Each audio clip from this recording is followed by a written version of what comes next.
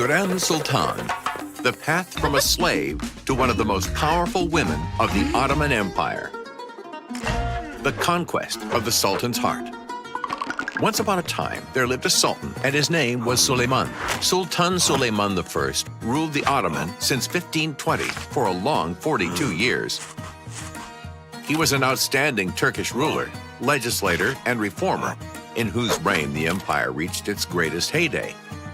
However, this fame doesn't exclusively have to do with his important political deeds, but also with his love for a simple Slavic slave. Nastia LisOvskaya would become not only his beloved legal wife, but also, contrary to all rules, would give birth to 6 sultan's children. Young Anastasia, daughter of a priest from Rogatina, western Ukraine, was taken prisoner and brought to Istanbul. There, the girl was lucky to be bought from the slave traders by the Sultan's best friend and faithful associate, Hargalawi Ibrahim Pasha, who presented her to Szulejmán as a gift of honor of the Sultan's ascension to the throne. Ironically, Ibrahim Pasha, who helped Anastasia enter the Sultan's harem, would become her worst enemy. Now part of the harem, the young captive immediately receives a new name, Hürrem, which in Persian means one who brings joy, or the cheerful one, and perfectly highlights the girl's cheerful character. Soon, charming Hürrem manages to become Sultan Szulejmán's consort and favorite. This fact doesn't particularly please the Sultan's other favorite, Mahidevran.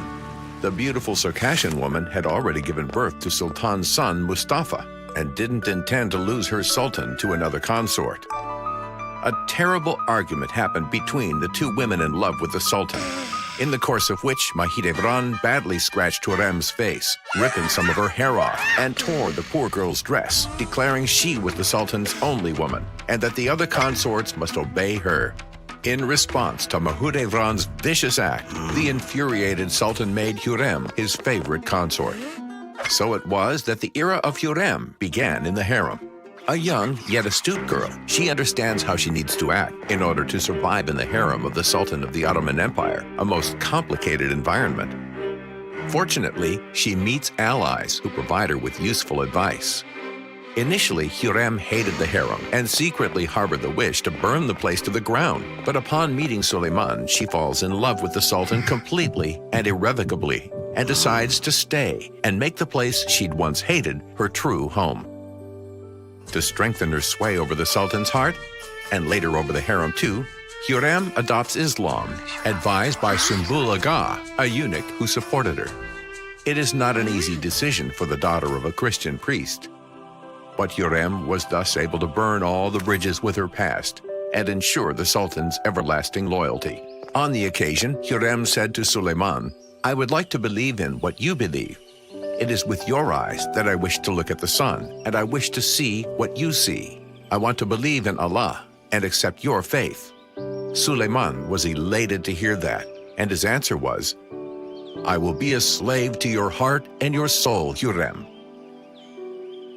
According to Sümbül Ağa, an unfaithful woman can never become a mistress, so for Hürrem, adopting Islam was rather a politically motivated step in order to become the mistress of the harem.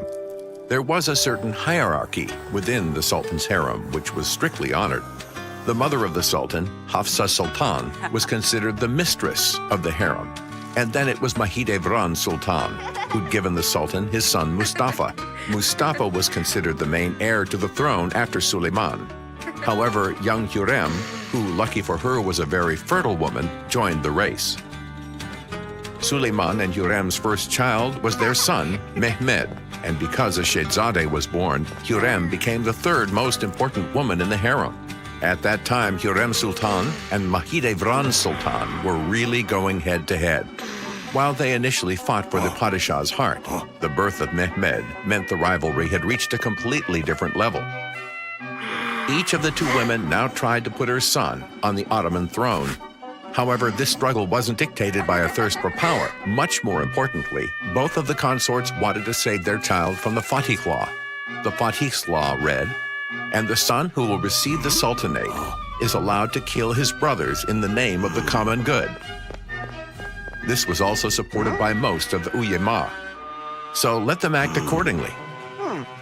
Thus, according to this cruel law, the Sultan's son who ascended the throne had to murder his own brothers in order to avoid a feud or civil strife. And of course, none of the women wanted that to be her child's future.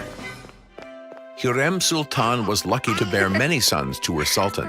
Contrary to the traditions of the Ottoman court, she gave birth to Süleyman's 5 sons and 1 daughter. Immediately after Mehmed, Hürrem and Süleyman had a daughter named Mikrimah, then a son named Abdullah, who unfortunately died in infancy. His sons Selim and Bayazid followed, and 6 years later, Cihangir was born. With a bunch of heirs under her belt, Hürrem Sultan achieved what she wanted. She became a mistress whose authority was indisputable in the harem, with even the Sultan's sisters obliged to obey her. Of course, the Sultan's sisters were not happy with the situation because, while directly related to the Ottoman dynasty by their blood, they had to obey the woman who, until not long ago, had been a slave. In addition, they considered Hürrem an upstart and thought she'd bewitched the Sultan, so tried every trick in the book to save him from the clutches of Hürrem.